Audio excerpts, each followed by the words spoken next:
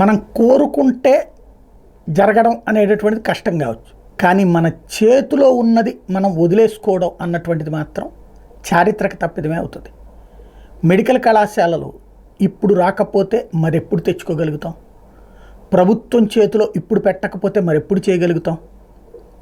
జగన్ మంచోడా చెడ్డోడా ఇదంతా ఎవరి వాదన వాళ్ళు వినిపించండి. జగన్ అవసరమైతే మీకు నచ్చలేదా ఏం చేస్తారో చేసేయండి, కానీ అతను తీసుకొచ్చిన విధానం కాదే.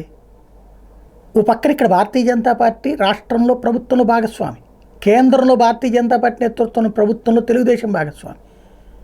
ఆ భారతీయ జనతా పార్టీ నేతృత్వంలోని ప్రభుత్వమే కదా ఇచ్చింది ఒక చక్కటి అవకాశం, జిల్లాకు ఒక మెడికల్ కళాశాల. ఇవాళ మనం ఊ అంటే ఇచ్చేస్తారు, కానీ మనం ఊహు అంటున్నాం, వద్దంటున్నాం. పీపీపీ అని మళ్ళీ ప్రైవేట్ చేతికి అప్పచెప్తామంటున్నాం.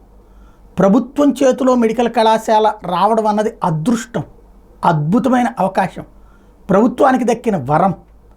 దాన్ని తీసేసి విద్యార్థుల పాలిట శాపంగా, రాష్ట్రానికి పాపంగా మార్చుకోవాల్సిన అవసరం ఉందా?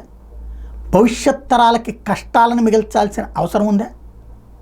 ఇది నోటి దగ్గరకు వచ్చిన ముద్దని తుపుక్కున ఊసినటువంటి వ్యవహారం లాంటిది. ఖచ్చితంగా మెడికల్ కళాశాలల విషయంలో పునరాలోచన చేయాల్సినటువంటి అవసరం అయితే ఉంది. ఇక నేను ఎవరిని దూషించట్లా, ద్వేషించట్లా, కానీ రాష్ట్ర భవిష్యత్ ప్రయోజనాలని చెడగొట్టుకోవద్దు అన్నటువంటి పాయింటే ప్రధానంగా ప్రస్తావిస్తున్నాను.